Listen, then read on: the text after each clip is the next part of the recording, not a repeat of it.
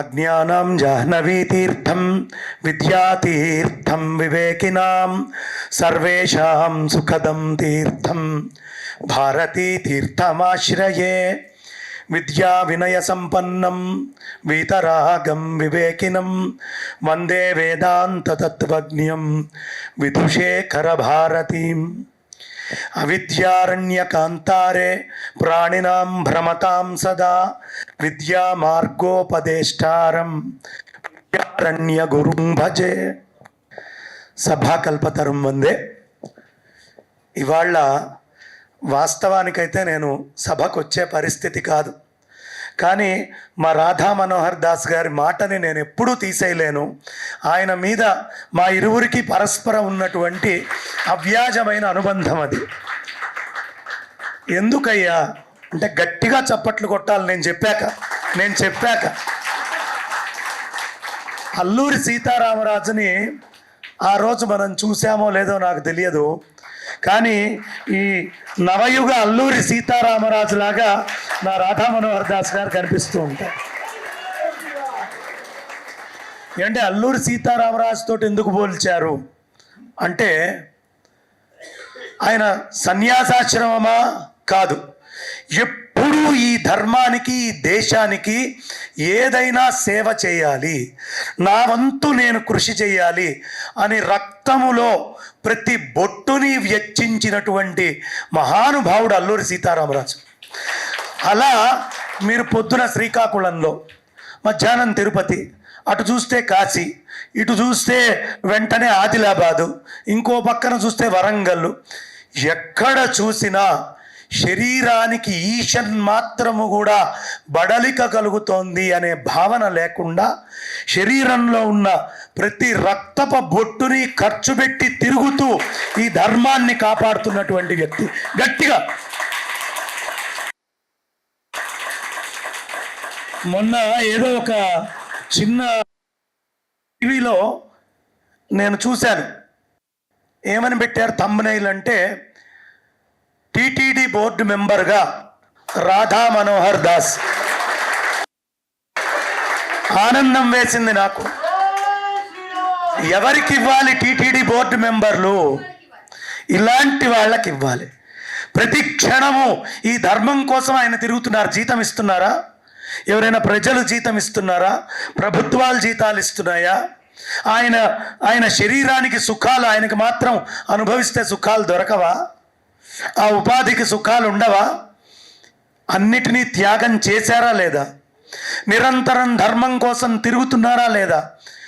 ఆయన ఒక ఛానల్ పెట్టుకొని దాంట్లో ప్రతినిత్యము ఆయన తిరగడం చూస్తేనే సగం మనకి అలసట మనకు వస్తుంది చూసే మనకి. కాబట్టి మొట్టమొదటగా అది మరి ప్రభుత్వ నిర్ణయమా లేతే హెడ్డింగా ఎక్కడైనా థంబ్నెయిలా నాకు అనవసరం. చిత్తశుద్ధి ఉన్న ఎవరైనా ఆ మాటని నిజం చేయడం కోసం మనం అందరం సహకరించాలి గట్టిగా.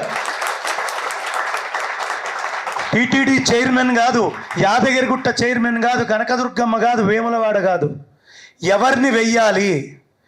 పిరికితనంతో భీరువుగా స్యూడో సెక్యులరిస్ట్గా మాట్లాడేటటువంటి వాడు ఎవడు మాకు గుళ్ళకి చైర్మన్లుగా అక్కర్లేదు, బోర్డు మెంబర్లుగా అక్కర్లేదు, ఈవోగా అక్కర్లేదు. అభయ హిందూ అంటే అర్థం ఏమిటండి? భయపడుతూ బతికితే ఎట్లా? మనకు అందుకనే అసలు మొత్తము పూజంతా చేసిన తర్వాత కాలే వర్షతు పర్జన్య పృథివీ సస్యశాలిని దేశోయం క్షోభరహితో బ్రాహ్మణ సంతు నిర్భయ. భయపడకూడదు ఎప్పుడు. ధర్మాన్ని చెప్పేవాడు, వేద మతాన్ని అనుసరించేవాడు, వేద ధర్మ అనుయాయి ఎప్పుడూ భయపడకూడదు, నిర్భయంగా ఉండాలి. ఇందాక పెద్దలు చిర్రావూరి శివరామకృష్ణ శర్మ గారు మాట్లాడుతూ ఏమండి అక్కడ ఉన్నటువంటి జనాభా 3 కోట్లు, ఓ 3,000 మంది ఆఫీసర్లు ఇక్కడికి వచ్చారు, వాళ్ళు ఈ దేశాన్ని ఎలా ఏలగలిగారు? ఇప్పటికీ అదే భావజాలం ఈ దేశాన్ని ఏలుతోంది. స్వతంత్రం వచ్చినా కూడా ఇన్ని కోట్ల మంది జనాభా ఈ భారతదేశంలో 100 కోట్ల పైన హిందువులు ఉన్నారు కదా. తిరుమల తిరుపతి దేవస్థానానికి ఒక క్రిస్టియన్ని వేస్తే ప్రభుత్వం ఎంత, ప్రభుత్వంలో ఉన్నటువంటి ఎమ్మెల్యేలు ఎంతమంది, వాళ్ళకున్న వ్యవస్థ ఎంత, ప్రజలు ఎంతమంది చూస్తూ మనమందరం కూర్చోలా?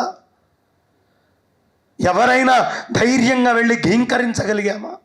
అరవగలిగామా? భయపెట్టగలిగామా? ఎవరిళ్లల్లో వాళ్ళు కూర్చొని ఉన్నాం. కాదది కావాల్సింది. ఈ సమాజానికి అవసరమైంది ఏమిటి అంటే, ఇళ్లల్లో కూర్చొని ఇంటి ధర్మాన్ని ఎంతగా ఆచరిస్తున్నావో అదే విధంగా గుళ్ళల్లో జరిగేటటువంటి దాన్ని కూడా ఇంట్లో నుంచి వీధిలోకి వచ్చి గట్టిగా వెలుగెత్తి చాటడం అనేది నేర్చుకోవాలి.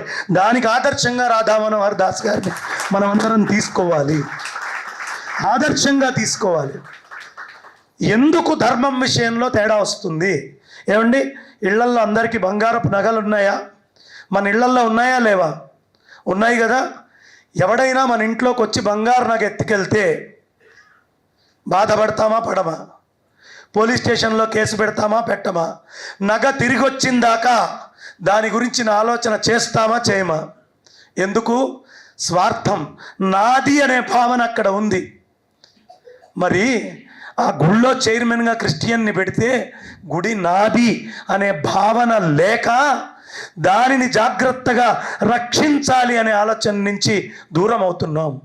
ఏ క్షణం వెంకన్న దగ్గరికి వెళ్ళి నాకు కోరికలు తీర్చు అని అడగడం కాదు, వెంకన్న దగ్గర ఉన్న వ్యవస్థ బాగుందా లేదా అని ఆలోచిస్తే వెంకన్నే మన ఇంటికి వచ్చి అవసరమైన కోరికలు తీరుస్తాడు. అది వెంకన్నే కాదు, ఏ దేవుడైనా సరే, ఏ క్షేత్రమైనా సరే. జై శ్రీరామ్, గోవిందా. మొహమాట పడకండి గోవిందా అంటానికి. ఇవాళ గోవిందా అంటానికి మొహమాట పడ్డా ఏదో ఒకరోజు గోవిందా అంటాం ఖాయం. గోవిందా అనే లోపు ఎవడు గోవిందా అంటాడో వాడు అదృష్టవంతుడు. కాబట్టి యోగ్యులైనటువంటి వాళ్ళకి మన క్షేత్రాలను అప్పచెప్పాలి. అభయ హిందూ పనేమిటి? అభయ హిందూ సంస్థ ఏమిటి చేసేది? భయముతోటున్నటువంటి హిందువుకి చచ్చినా పర్వాలేదు, నువ్వు ఏ తప్పు ఇక్కడ చేసినా పైన జవాబుదారీ అవుతావు. కాబట్టి ధైర్యం తెచ్చుకో, ఈ విషయాన్ని తెలియపరచాలి.